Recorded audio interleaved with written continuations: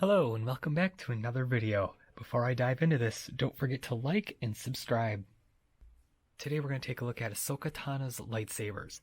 These can be bought from Doc Ondor's Den of Antiquities at Disney's Galaxy's Edge, both in Disneyland and Disney World. When I purchased these, they were $199.99, so $200, but for such a steep price, you do get two lightsabers. So that is why that this box down here is so gigantic. Here's the Obi-Wan's box compared to it. It's kind of dwarfed in size of it. Both length, width, they're the same height. So that's about the only thing they really have going. So let me move this one to the side and let's go ahead and open this up. Now again, just like the other one, I did go ahead and remove the stickers from it. But there they are. Two lightsabers. So let's pull out the smaller one first, and the first thing that I can tell is this is so much heavier than that Obi-Wan Kenobi lightsaber. So here is the front of it, and the rear. Now this does utilize the D-ring to attach to your belt. This is not a Covertech. And this is actually the switch. Now, the one complaint I do see right off the bat is this little bump here. This feels like there's a screw underneath it, probably holding the whole thing together, as well as just nitpicking. Not sure if it's going to show up on camera, but there's a little small dot here that looks like it was scuffed coming out of the box. I'm not sure if I did that or if that's how it was shipped, but seeing that there's some scuff up here as well, I'm assuming that wasn't me. But not going to be able to return it to Disney World, so stuck with it. It's not too bad.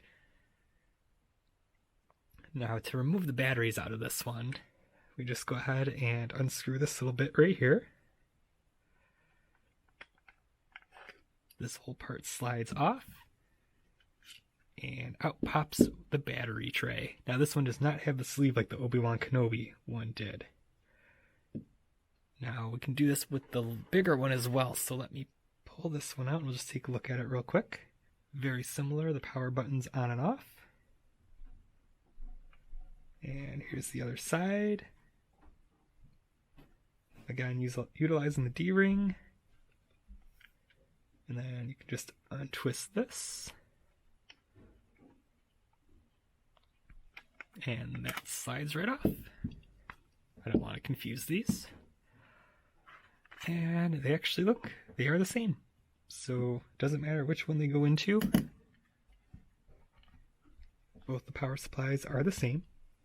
Now, one question I had was these don't have the sleeves. I wonder if they'll work in the new lightsabers. So let me get the Obi-Wan Kenobi one and we'll take a look. Okay, so here's the power supply for the Obi-Wan Kenobi one that has that sleeve on it. And this is not going to be compatible. If you take a look, this has a little triangle indent, and these might be the same radius together for that inside angle. But this part comes all the way down here where the Obi-Wan one stops here. And I did just try and put it into the lightsaber. And that is as far as it'll go in. So that's not in all the way. The cap will not fit on top of it, and it won't screw in to be secure. So that answers that question that I had. Alright, so I did replace the batteries. I already screwed this one back into place, but let's get this one back in.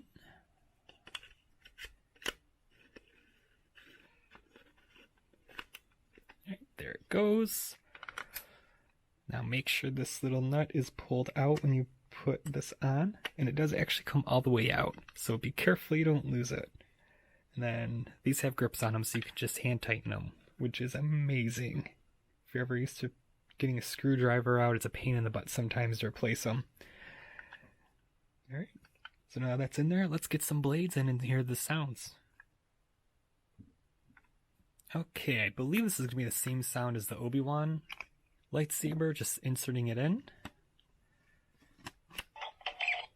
Yeah, that sounds familiar.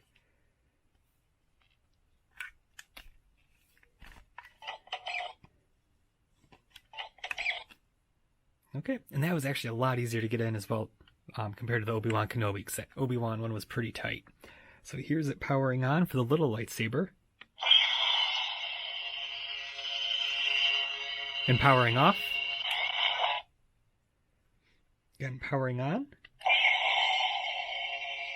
And off. Alright, let's get the big lightsaber out. Now, I expect it to sound the same, but I guess we'll take a look and see.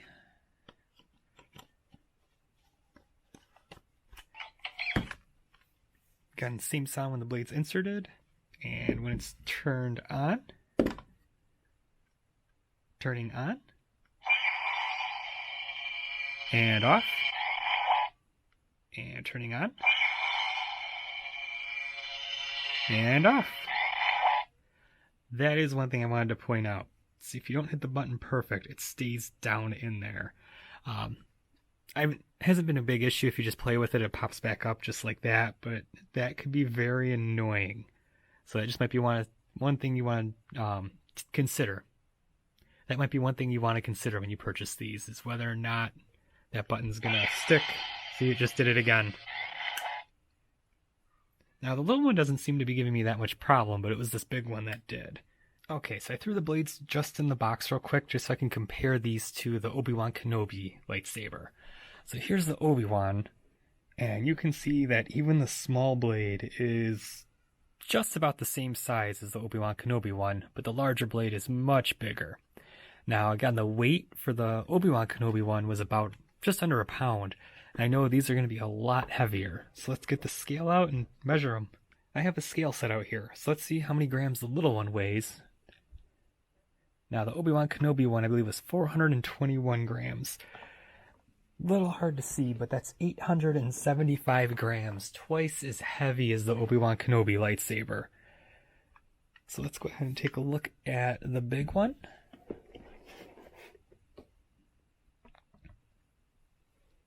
That one's coming in at 967 grams.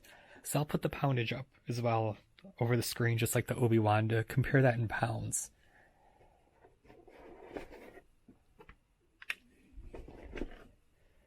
But now here's the fun part, where we get to turn the lights off, put the lightsaber blades in, and twirl them around.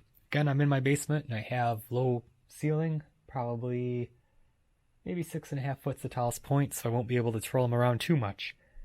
But let's have some fun.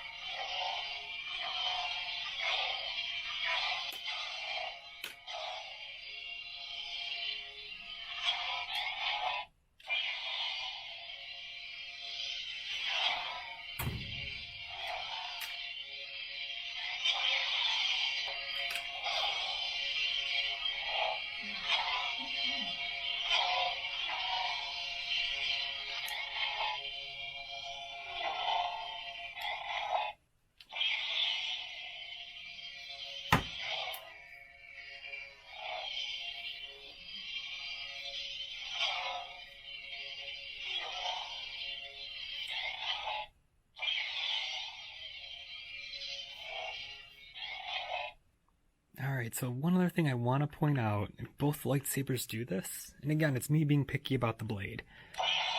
When I turn it on, you can see it more towards the tip. Let's see if we can focus it on. Kind of does the ring thing again. This one's not too bad, but it is there as well. I know the blue one was doing it. I'm guessing it's probably just where the lights are on this tube. So that in between the white lights, you get that ring, or you get the darkness, which gives that ring effect. So my last thoughts on these lightsabers.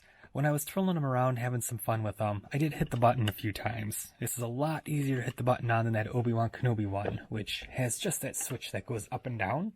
So that is one more thing that I would actually give the Obi-Wan Kenobi lightsaber a better mark on than these.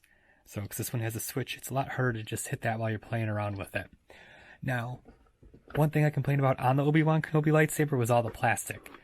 Everything you see, not everything, but this inlay right here, this is actually rubber, as well as on this side. Now, this is, like the ring here is plastic and the ring here is plastic, But that's really not that big of a deal to me. It's the same thing on this one. And actually there's more rubber on the bigger lightsaber since there's more of a grip. So this part here, that's rubber, as well as the opposite side, and this grip right here. This is actual rubber, which I give kudos to that, because to me that's a lot more comfortable than just being plastic. Again, one thing I have to complain about is that power button. Do not like it at all. I prefer the switch up and down, and I guess we'll see if I pick up any more of these. I want to pick up Mace Windu's lightsaber as well as Asajj Ventress whenever I get to Disney World. If anybody else gets to Disney World before I do, I'll definitely give them some cash to pick me up those 2 lightsabers. I've heard the Mace Windu ones are pretty hard to come by. So yeah, that's my review of them. As far as accuracy, I would say they are pretty close to what you see in Star Wars Rebels. The one thing I was kind of shocked is how round they actually are. I think Rebels are a little bit more square, but you need to get the blade in there, and you need to get all the internals in it. So I think the biggest problem was getting the blade in there and keeping it a thin rectangle, which I couldn't see them doing, but these are not bad at all. They might be a little bit more rounded, but it's not bad. Alright, thank you for watching. Sorry this was late. I've been working from home due to my job and due to, what's going on in the world right now. But it seems like I'm busier working from home than when I go into the office. So this did come out a little late. Again, I apologize. I'm hoping to get the next video up on Wednesday like I normally do. And that one will be a review of the Phantasma Backstage Collection box. So I did get that in the mail. There's a little snafu with me getting it, which I'll explain in that video. Thank you for watching, and have a great day. Hi, Greg K here. I just wanted to say thank you so much for watching this video. It means the world to me. Please don't forget to like and subscribe. See you in the next video.